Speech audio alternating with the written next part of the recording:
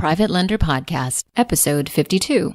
The Private Lender Podcast quote of the day comes to us from Robert Kiyosaki, who said, "The moment you make passive income and portfolio income a part of your life will change. Those words will become flesh." This is the Private Lender Podcast, the show that shares practical advice and know-how for new and seasoned lenders, from private mortgages on single-family houses to joint ventures on commercial projects and beyond. Discover details about investment vehicles that you won't find at your local bank or online broker. Listen and learn from private lenders and real estate investors, as well as from professionals and entrepreneurs, as they share the details, strategies, and the insight that allows for successful and prosperous lending. Now, get ready to increase your ROI. Here's your host, Keith Baker.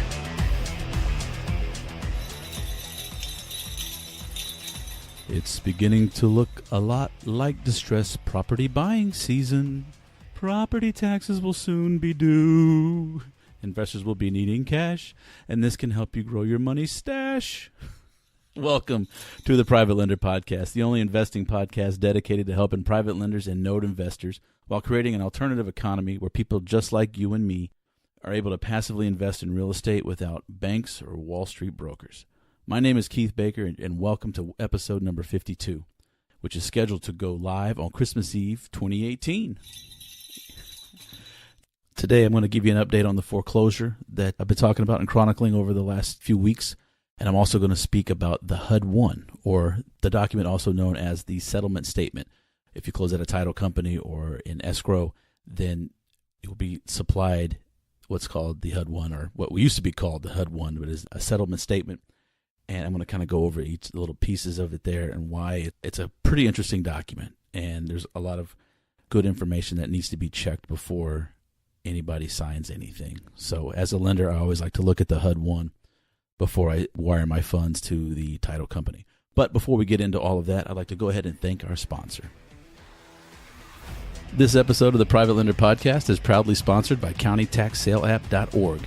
With CountyTaxSaleApp.org, you get a very powerful lead generation tool in the palm of your hand, on your laptop, desktop, or any device you choose.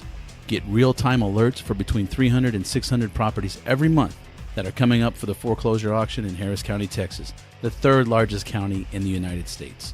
With its intuitive design and interface, the County Tax Sale app lets you search all properties with highly motivated sellers that are coming up for foreclosure auction. Simply search the map and click on a property to learn important details about that property, such as the address, owner's contact info, minimum bid, and a street view photo. You can save properties to your favorites and contact the sellers directly and receive email and text alerts if one of your favorite properties is redeemed or canceled prior to the auction. You can even listen to Sammy Gupta on episode 28 of this podcast as he discusses all the powerful features and benefits of CountyTaxSaleApp.org. For more information, go to the Private Lender Podcast sponsor page, the show notes page for this episode, or to CountyTaxSaleApp.org. That's CountyTaxSaleApp.org. And I'd like to give a special holiday thank you to CountyTaxSaleApp.org, as well as 713RIA.com for their continued support. And I'd like to wish my sponsors Merry Christmas, Happy Hanukkah, and even though I'm a little late for it, Happy Diwali. All right, so let's get into the heart of the matter. Before I give the update on the foreclosure, I want to talk to you about that last. I'm going to go ahead and talk a little bit about the HUD statement, the settlement statement. So if you close at a title company, you purchase a house, you sell a house, you're going to get each the buyer and the seller both get a copy of this. And it is the document that records the transaction and the pieces of the transaction. And the thing that makes it, I guess, the most interesting is a couple of things. One, my CPA always requests it, which is pretty standard. If you invest in real estate or purchase, this is the document by which my CPA will compute my taxes. I was taking a class by Michael Plaks, who was guest on this show in episode 13, and he handles nothing but federal taxes and state taxes for real estate investors. But he taught that you need to really look through this HUD-1, the settlement statement, with a sharp magnifying glass and a good lens, because a lot of mistakes are made here. And I'm saying this not only just as a lender, because I always look at this as a lender as well. It's always provided. During the process, I'll get my commitment for title insurance, but I'll also get a copy of, it's like a pro forma HUD-1. It's a living, breathing document. So as you know, the down payment is on here, the insurance premiums, costs, the fees to file with the county. All that is listed out here. And if you're buying, selling, or lending, you want to check this just to make sure that your interests are going to be best represented and there's not a typo or an error. So there's essentially two sides. There's the left side and the right side. And it starts, pretty simple. What's the contract sales price? What are the settlement charges that the borrower is going to pay? So those are the closing costs that the purchaser, in case I'm using one of my HUD-1s from a transaction I did, where I was the purchaser and not the lender. However, it really doesn't matter for the illustrative purposes, but I will put a copy of it on the website, the show notes. So that'll be PLP-052. So the HUD-1 is going to list off all the costs and fees. There's going to be, HOA dues, insurance, taxes that need to be paid or prorated. They'll take into account the earnest money and how much the principal of the new loan is going to be. Then there is the owner's policy that's paid by the seller. So when someone buys a house, the seller normally pays for their title policy, that is, just for title insurance, not for property insurance. So it'll go down and say the estimated amount from the borrower, how much they need to bring to the table. And also with the seller, contract sales price, any monies they're giving up, any concessions that they're having to give up, they seller will contribute to the buyer's costs. In this case, I negotiated $4,000 off my original contract price. But there's also interesting things, if there's a mortgage on the property, how much that has to be paid off, that's key. It's taken into account. The settlement charges to the seller, oftentimes they pay the realtor fees, so that's going to be part of their fees. That'll come out of their end. And you want to make sure that everything is correct. Your loan payoffs are correct. You want to make sure that anything that's quoted in here is going to be accurate. So insurance premiums, for example, taxes owed, all of this should all be paper trails for this stuff. And take a look at it. Make sure that if you owe property taxes and you're selling in October, you could pay the taxes up until that point. But most of the times they'll just prorate and credit to the buyer, and then in January that buyer has to pay the taxes. And you want to make sure those numbers are, of course, accurate. And of course, items payable in connection with the loan. This is where your origination fees and points are going to be listed. Also has a place for the flood certification, tax service or credit report. Oftentimes the appraisal fee is paid. Normally I pay my appraisal fees up front initially before I get the loan. And as a lender, I charge, if I'm going to use an appraisal or let's say a broker price opinion, then those are paid up front. And if you go back to my lending scam, was like one of the few things you want to pay, one of the few lending fees you want to pay up front.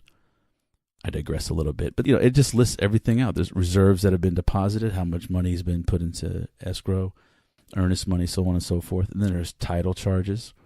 There's a settlement or a closing fee that usually goes straight to the title company or to the attorney who's performing the closing. There's owner's title insurance and lender's title insurance, and that's, as a private lender, it's something you demand. It's one of those non-negotiables, or you don't lend the money. Plain and simple. I say that, but there are extenuating circumstances where I would consider not taking a lender policy, but they would have to be very, very, very rare. But I digress. So a lot of times, and what Michael Plaks was talking about, a lot of these fees get doubled up. People will use preliminary numbers. Say, for example, taxes that are going to be owed on a property. They'll use preliminary numbers. And the more that you stay on top of the HUD-1 statement, the more you're involved, and the more that requested and want to see the updated versions of it. It gives you a chance to find things that are inaccurate, but it also lets everyone know that you're not just going to take their word for it or face value. You're going to look at everything. And whether you're buying, selling, or lending, you need to look at your paperwork. Plain and simple. And in the future, I'll be bringing on guests that work at title companies to explain a little bit more. But I wanted to start, at least get the conversation rolling on this document. It's boring. Everybody gets it, whatever. But it's there for a reason. So I highly, highly recommend that you check everything on your HUD-1s, or your settlement statements when you close, as the buyer, as the seller, and as the lender. Okay, so now I'm off my soapbox about HUD-1s. I'm thinking about jumping right back on when I give you my foreclosure update. So the attorney reached out and said, hey, there may have been an issue. We may have to wait another month because when he filed, the clerk reported some inaccurate information back to him and said, we'll have to wait another month. Well, as it turns out, he did a little digging and emailed us and said, nope, everything is A-okay. We're on schedule to foreclose on the 4th. The first Tuesday of the month in Texas is when the foreclosure auctions occur. This one happened to be December 4th. Nobody purchased the property at the foreclosure auction, so the title has now gone back to mine and my partner's company, and we've issued the order or the notice to vacate, to evict. And then I started thinking, I'm not going to lie, I kind of felt like a piece of shit for kicking somebody out this close to Christmas. It was a little rough. November doesn't bother me, January doesn't bother me, but there's something about around the Christmas time that I didn't like, but it was too late, essentially, at that point in time. And then I started thinking, that was a mentality of lack because I was taking something away from somebody. Literally. This borrower didn't honor the contract. And it's written down. These are the remedies available to me. And I took those remedies. I hired a lawyer. Let him do all the dirty work and filing and everything. But hired the lawyer to keep me legal as well, to keep me protected, to keep me and my partner, our business, our LLC protected. And then I started thinking, I need to always stop thinking with that lack mentality. And then I realized that for the last 16 months, this person has been able to live in a house. Now, is it a perfect house? No. It had issues with it. But he knew that going into it, and he was going to fix it up.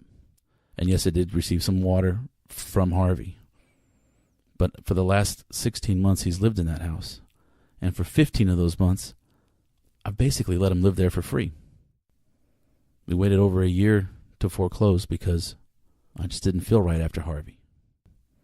And now, 16 months later, and 15 months of no payments, time is up. It needs to go. It's just bad timing. I think 15 months of free rent is a pretty good gift. And if you're not ready to foreclose on people, you probably shouldn't be in the lending business.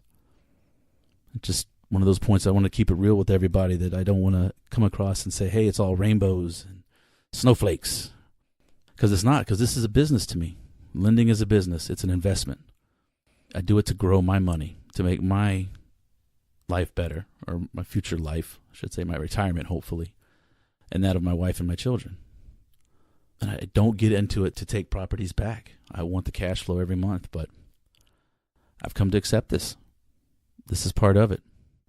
And this is my warning to you, is if you're going to lend to somebody who's going to be an owner-occupant, this may be a case not to do it, because one, you need an RMLO, residential mortgage loan originator.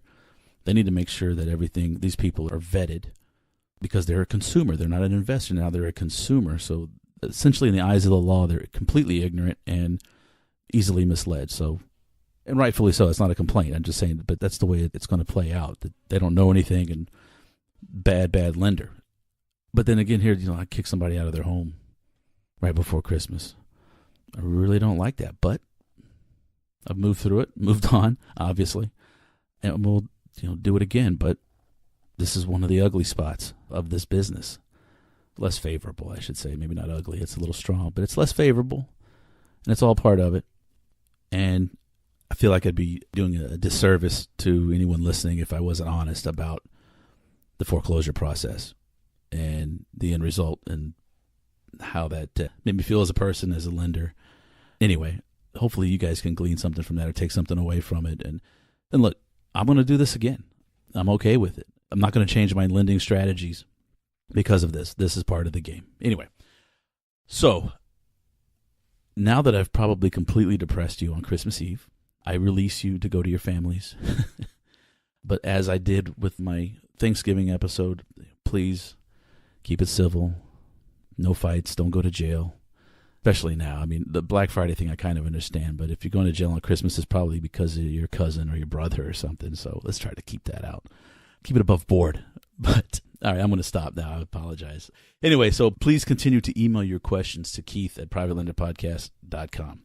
And please rate and review on the platform you use to listen to this show. Please spread the word. Connect with me on social media at Facebook, Instagram, Twitter, LinkedIn, BiggerPockets.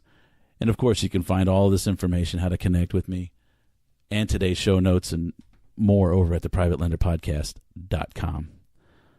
Thank you for sharing your time with me today, and I wish you prosperous lending, investing, and life. I'll see you on the next episode. Thanks so much for listening to this episode of Private Lender Podcast with your host, Keith Baker. For more great content and to stay up to date, visit privatelenderpodcast.com. If you enjoyed today's episode, please rate and review, and we'll catch you next time.